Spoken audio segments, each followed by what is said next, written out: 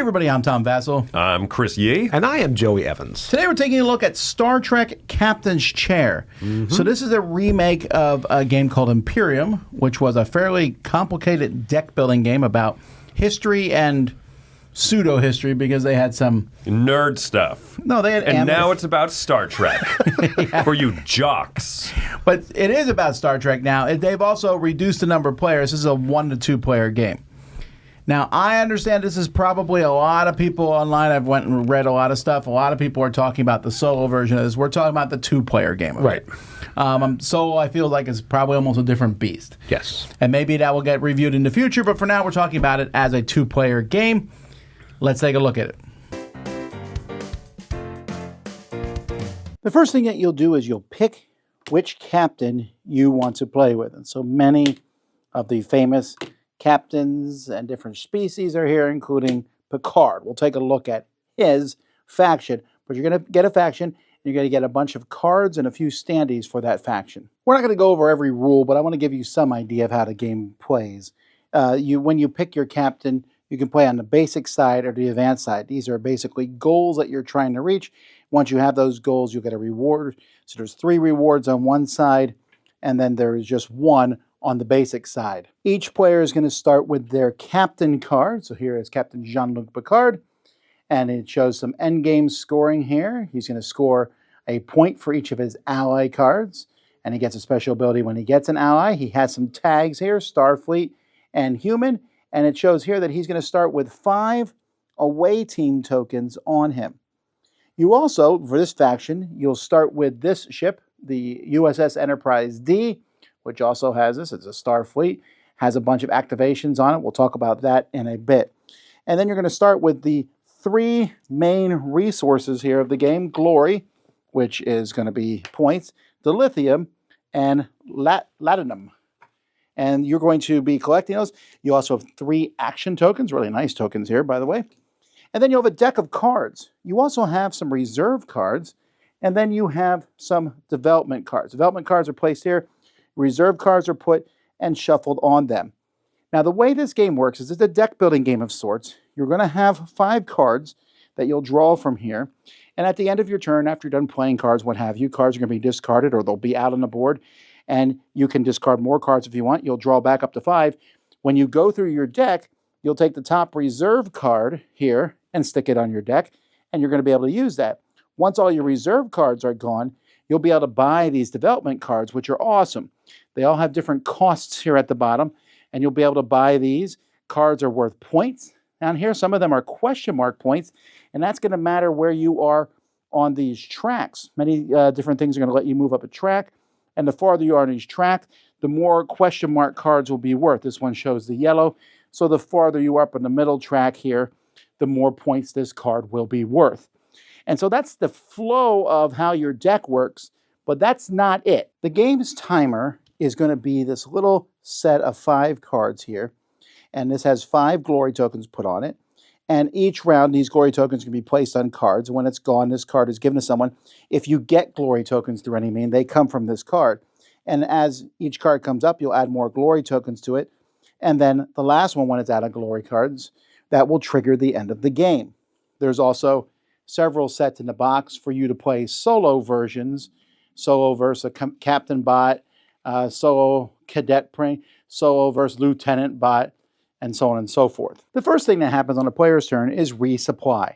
If you have anything that says resupply, so for example, Mr. Riker here has a resupply. It says discard the top card of your deck and gain 1 resource. All right, fantastic. So if you had him out in front of you as a crew member, as an active crew member, you would use that resupply. And players are going to then be checking to see if they have control. In the middle, there's the neutral zone. You are trying to control these different planets. Planets are going to be worth victory points.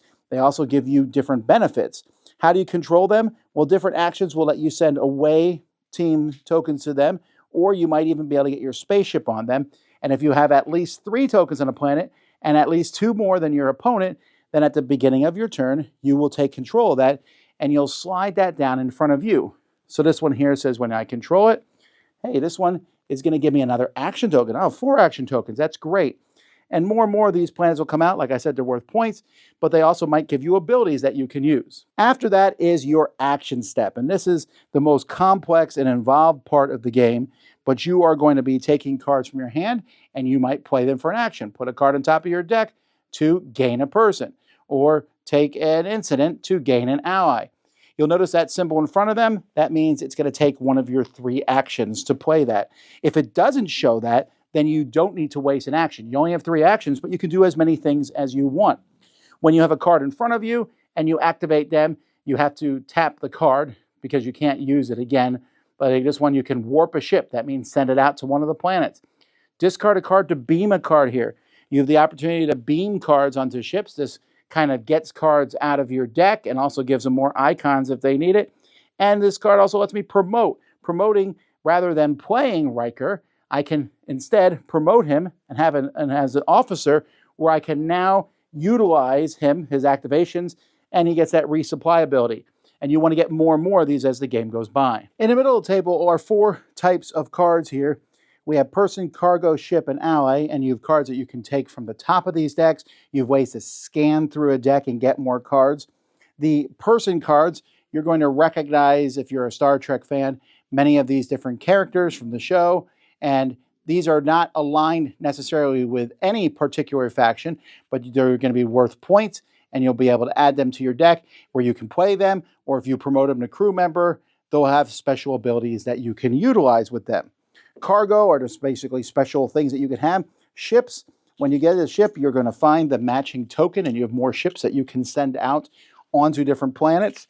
And then allies are kind of like people, but a little bit different. There's just a bunch of, again, various allies that you can get. There's even a separate pile of encounter cards, which are amazing, but you have to find a way to get these because they can be worth quite a few points. And then there are incident cards. Incident cards, there's a pile of them. Some factions will add more cards to this incident. You get these in your hand, and you have to find a way to return the card. Discard a card to return this card. And there's just different ways to get rid of these, but if you don't get rid of these and this incident pile ever runs out completely, then whoever has more incidents immediately loses the game. Otherwise, you'll end the game normally. Now, I'm showing you just a brief part of this game. The rule book here has a whole lot of there's keywords. It's going to explain how the different cards score at the end of the game. But that's basically it. You're going to be building your deck, trying to complete your captain's missions, adding cards that are valued to your deck, trying to control locations and fight with your opponent over them. And then whoever has the most points is the winner.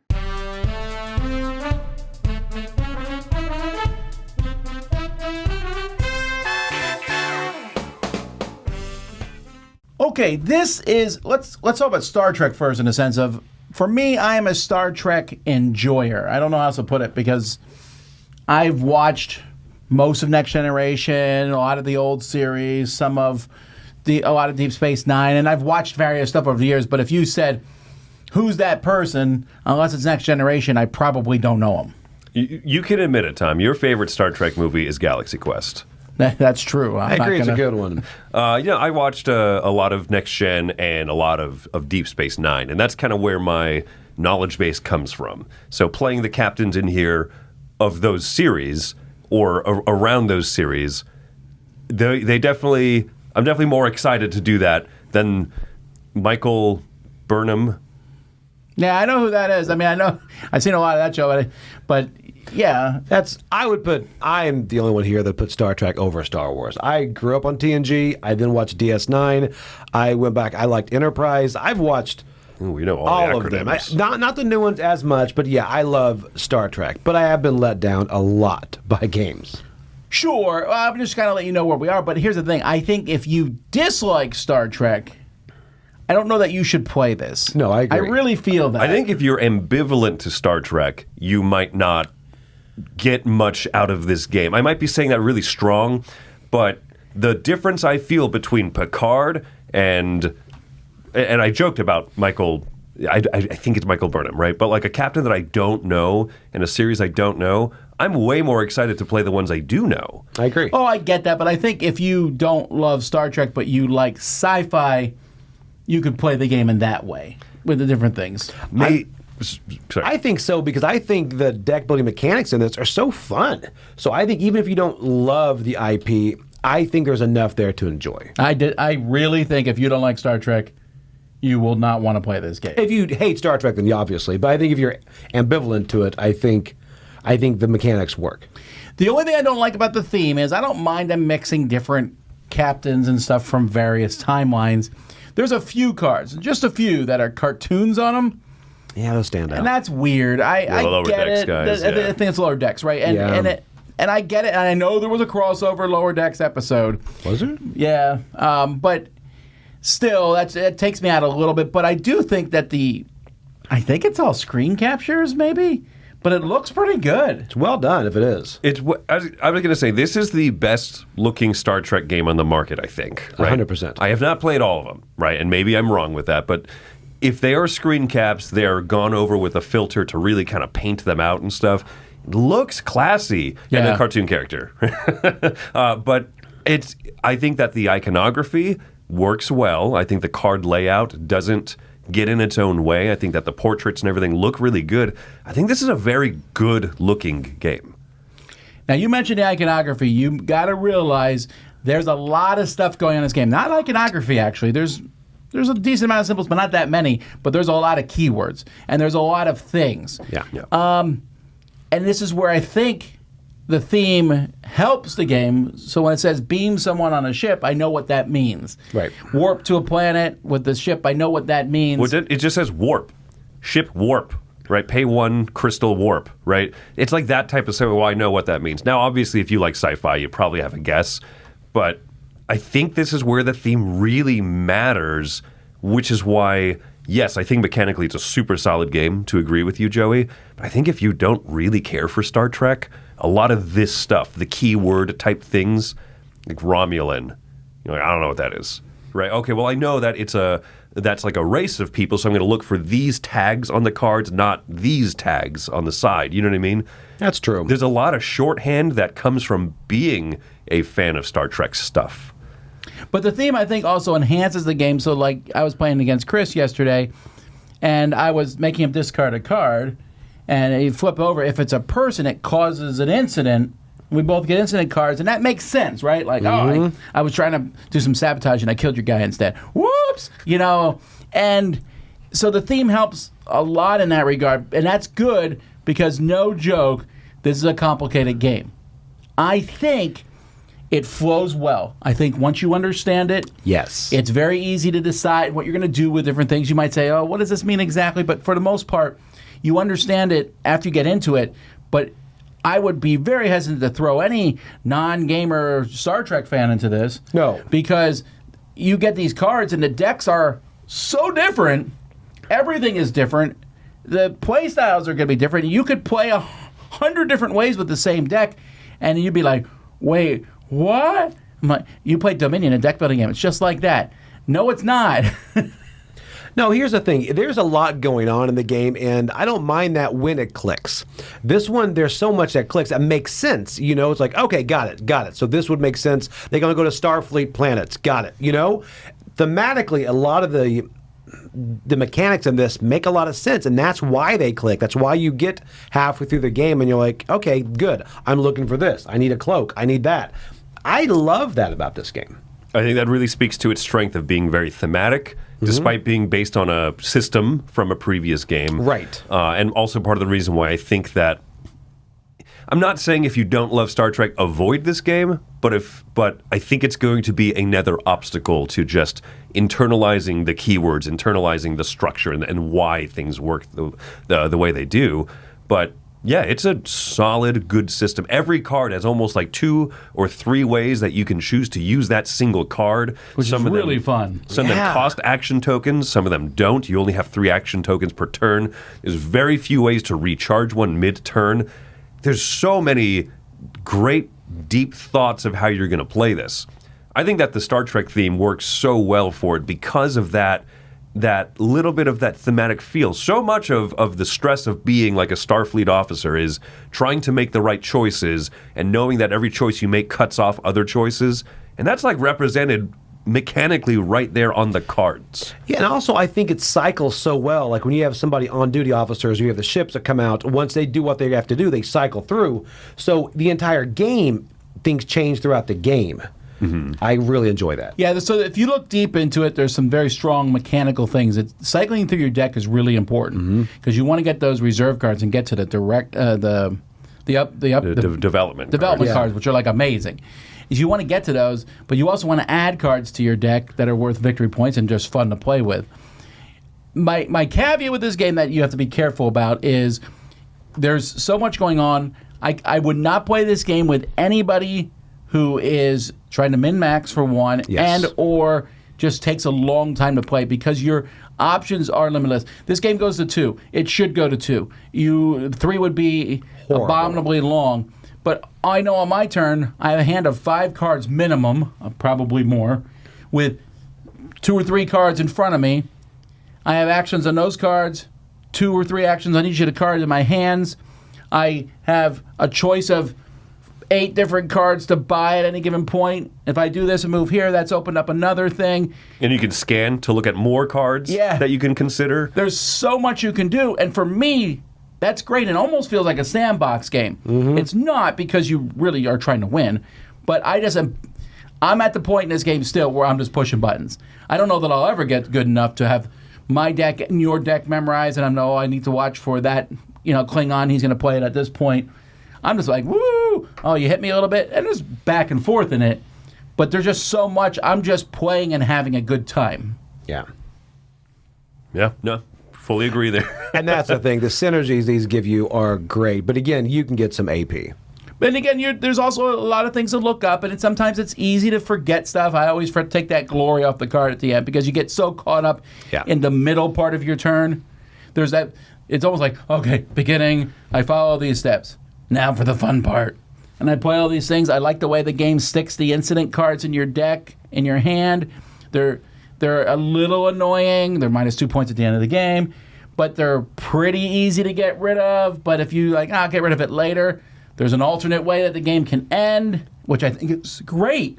I agree. Yeah, that tension of you better get rid of those. You don't have to fully focus on getting rid of them, but don't be stuck with them if with too many if the deck runs out. Yeah. The little incident pile runs out. That's cool. I like that. So, Yeah, this is an interesting one. I don't know what I don't. What do you think? I'll start first. Final thoughts, score wise.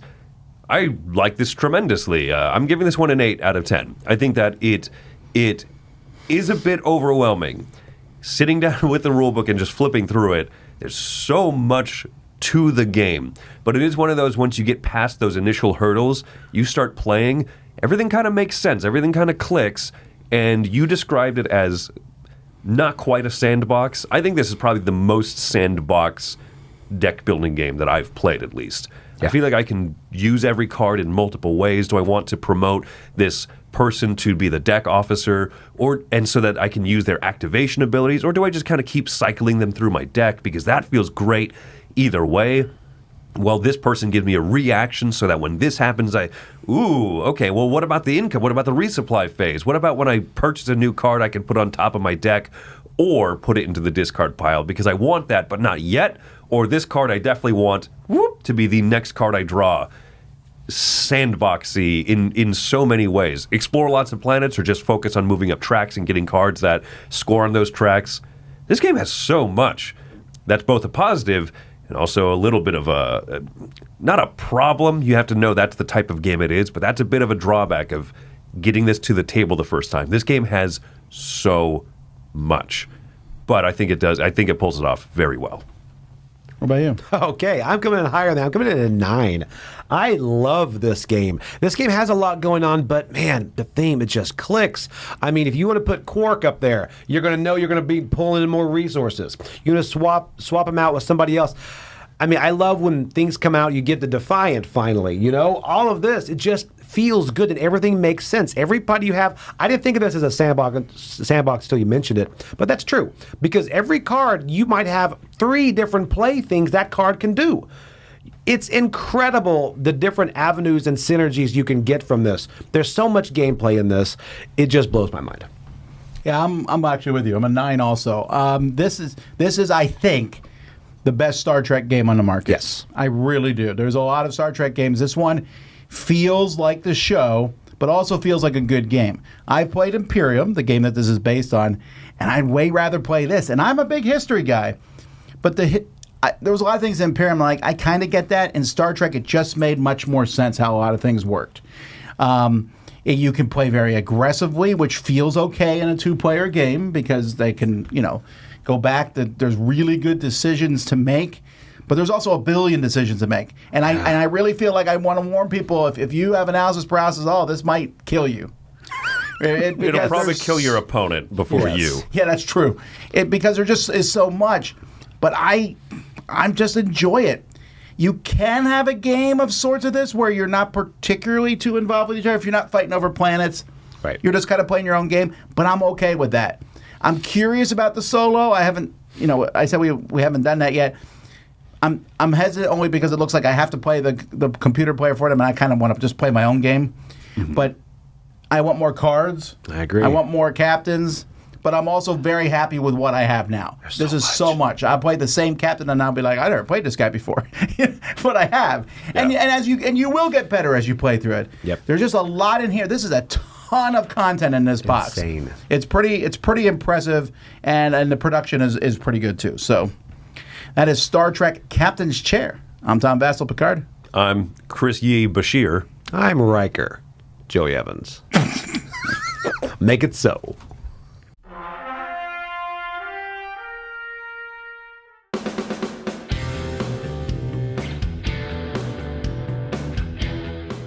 Hey everybody, thanks for watching this video. If you like this review or whatever you just watched, wasn't it amazing?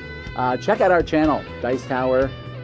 We have all kinds of things. We review games, we do top 10s, we play games live. It's all about board games, but especially the people who play them. Check out Dice Tower YouTube channel.